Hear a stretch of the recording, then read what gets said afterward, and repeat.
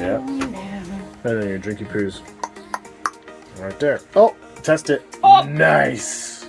Cool. It's perfect. You happy? I'm very happy with it. All I right. think it was a success. Project done. Yeah. Hey y'all. Pretty excited. We are close to starting this engine. But before we do that, we've got to replace compound gauge. So it's a Raycor part gauge kit that looks like that. And it sits right there in between the, so see the two white things with the T handles on top? So that silver gauge in the middle, the silver round thing, that's what we are replacing. What this thing does is it sits in between the two fuel filters. This diagram's a little bit different than what we have. But the point of it is normal operation. The idea is that this gauge will register a vacuum pressure. And so when your Raycor fuel filters get clogged or dirty, it's time to replace them, whatever, the vacuum pressure will increase and it'll tell you that, hey, you know, it's kind of time to replace your filters, excuse me. Boom, new gauge is in. And then that little thing up there, you're supposed to pop it out and just leave it out. Kind of like, I guess it's for, so the gauge innards can equalize with the pressure of this environment and I guess the system. But let's turn this on. So right now this is all off because this is going up. So I'm gonna do all on down here like that. There we go, all on. So both filters should be working and that'll be good for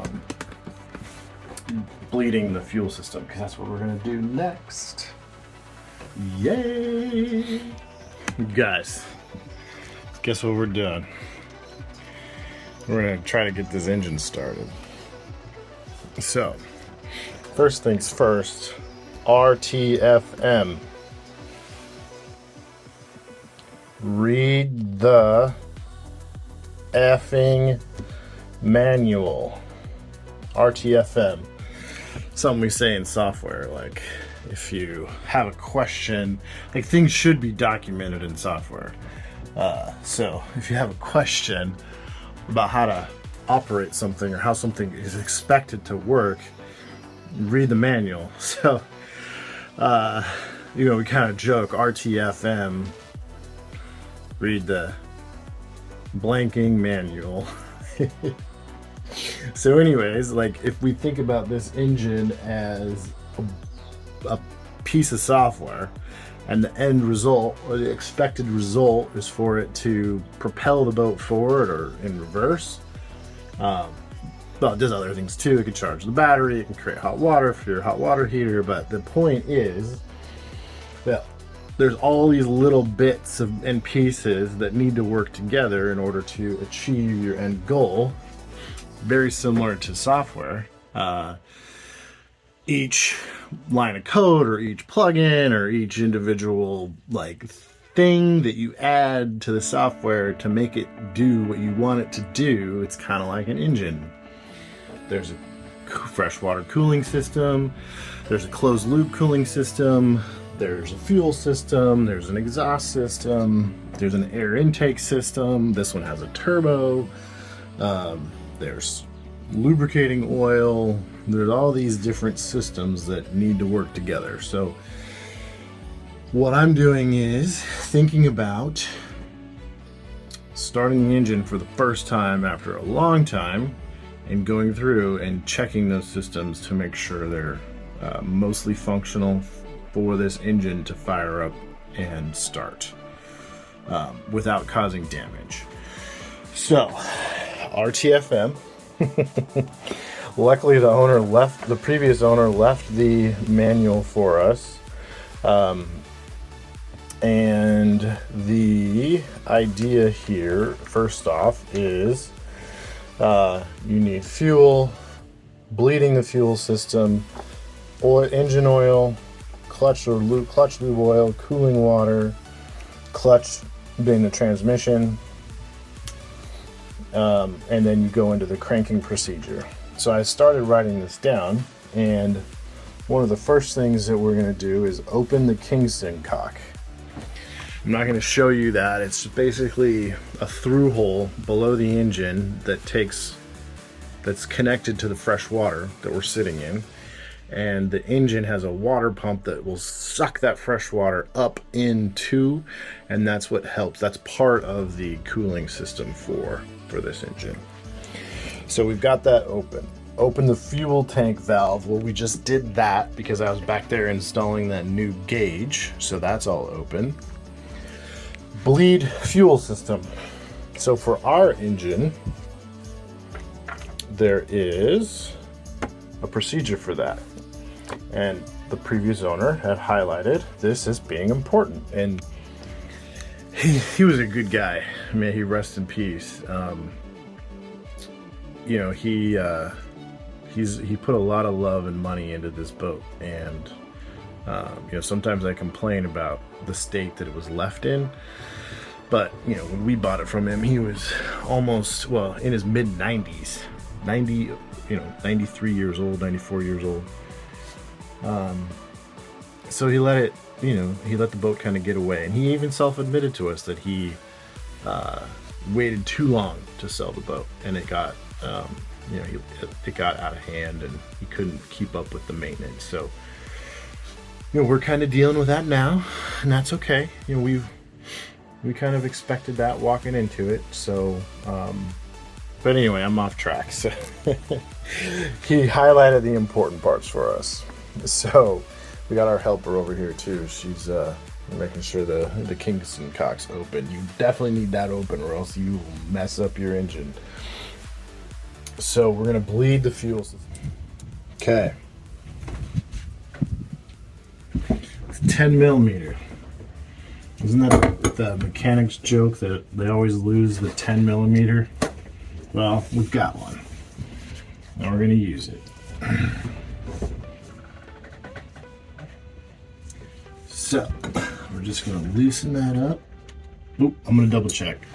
How many times? 2 to 3 times, okay. So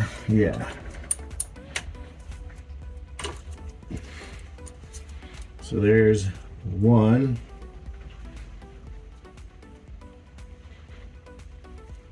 2. It's pretty loose. Let's do 1 more. 3. Okay, that's pretty loose. Let's go 2.5. We don't want it to fly out of there. All right. Now, let's put this under here.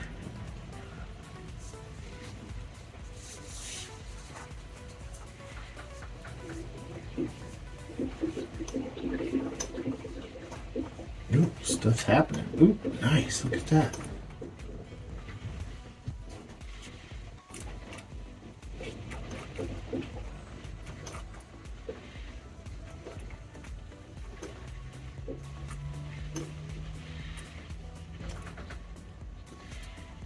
Nice.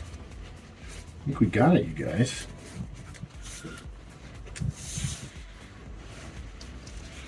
And what I'm going to do is I'm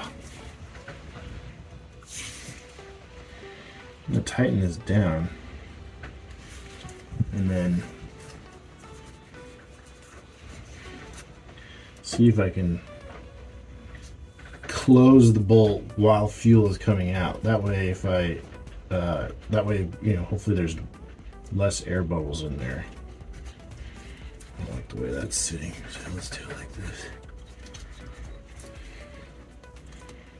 Okay, so I'm just gonna close it and then back it off just a little bit. Okay, so then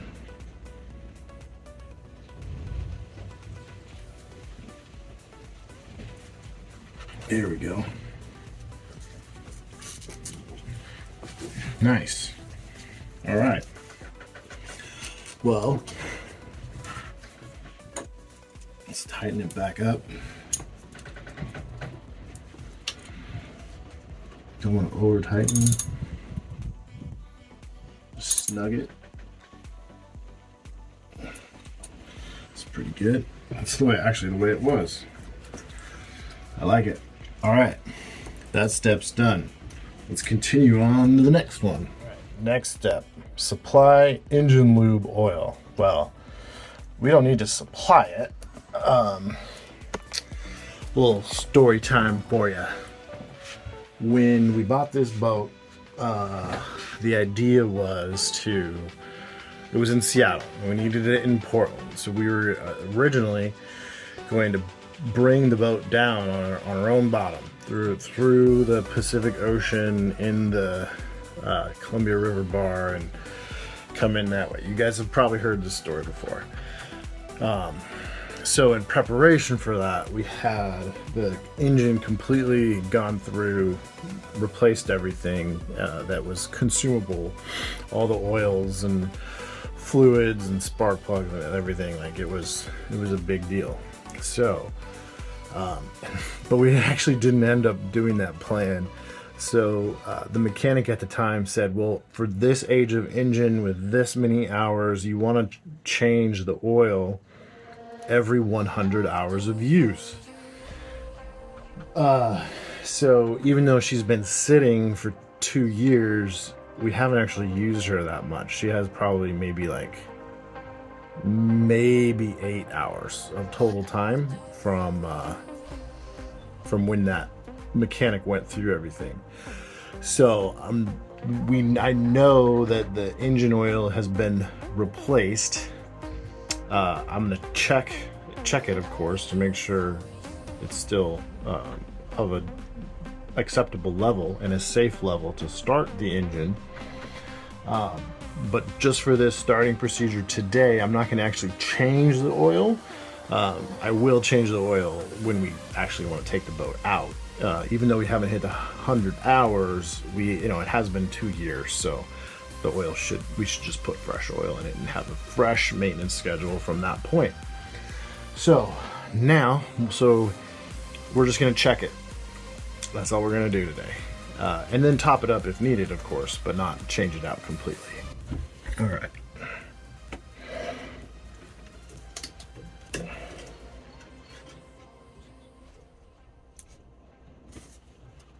Okay, there's oil on it, which is good.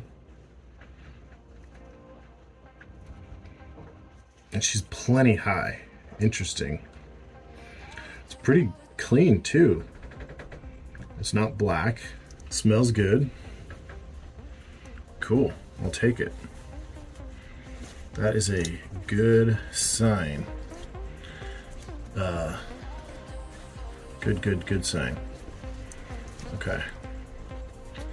I like cleaning up my dipstick before I put it back in and just use the oil that you took off of your dipstick to give it a nice clean, because these gaskets can dry out too, so can't hurt to just clean it off a bit and pop it back in.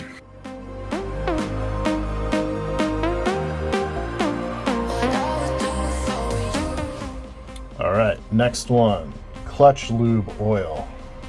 So we also had that done by the mechanic. So I added it to my list to check it. So we are right here. Check clutch lube oil.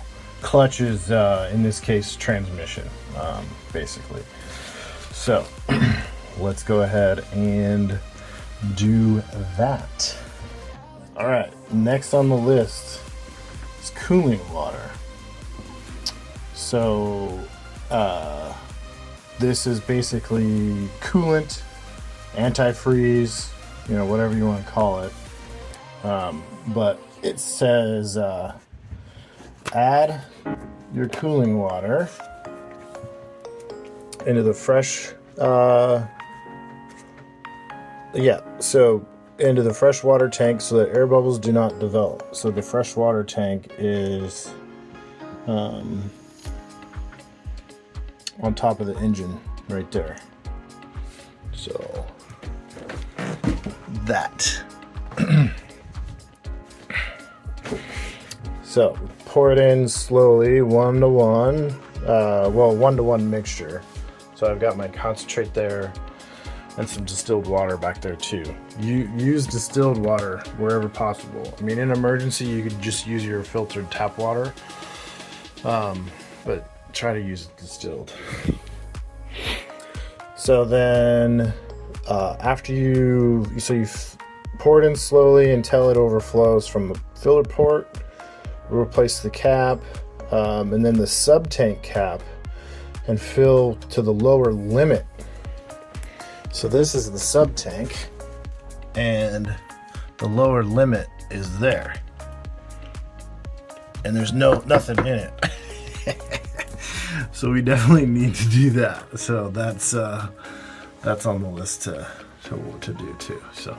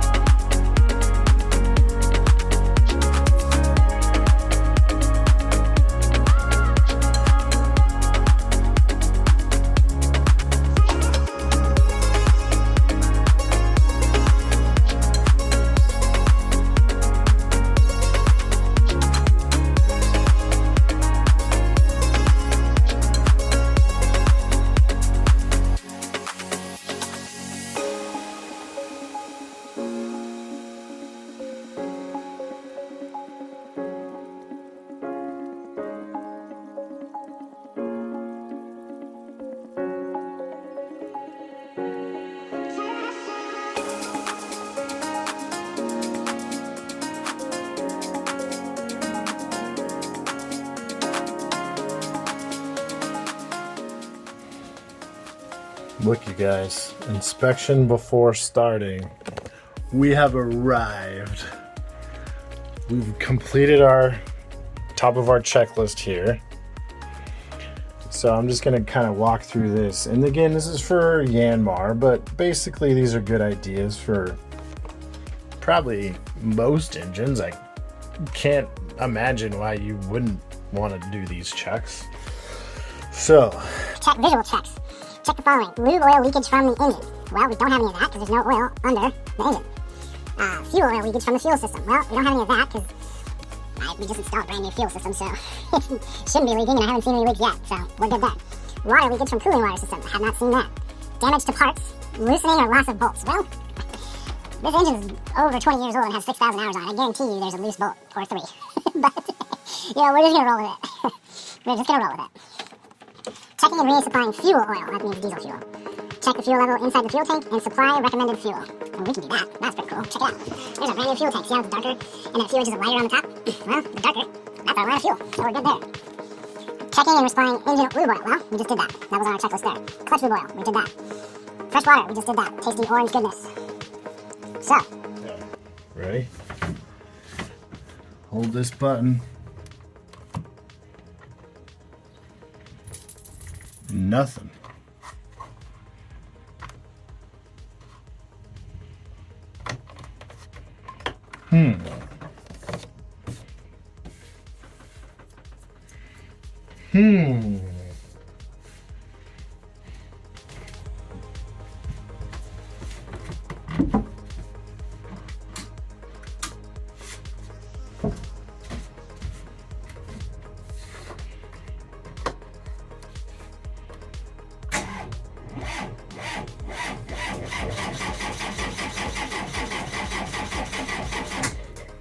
Did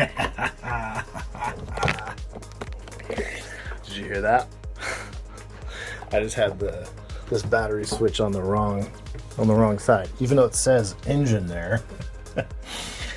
Oh, engine starter, house. Oh, duh. So if we do have a starter, we'll switch this over to the starter battery. Yeah. So house is gonna start this guy. So that was the waking it up. Now we'll see if it actually starts. You guys are gonna help me out. I'm gonna put you right here. You keep an eye on this engine. Let's give this a few pumps.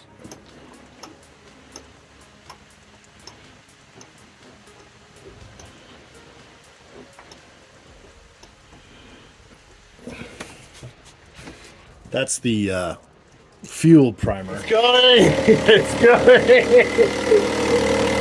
Just gotta make sure there's water coming out the back.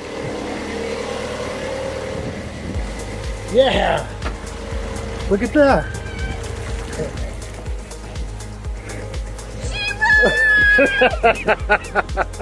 Yay, babe! Look at it! She poops! She poops! She's perfect! 2 years, sweetie. She sounds pretty good. Sounds great, babe. There's not a lot of like weird smoke coming out either. No.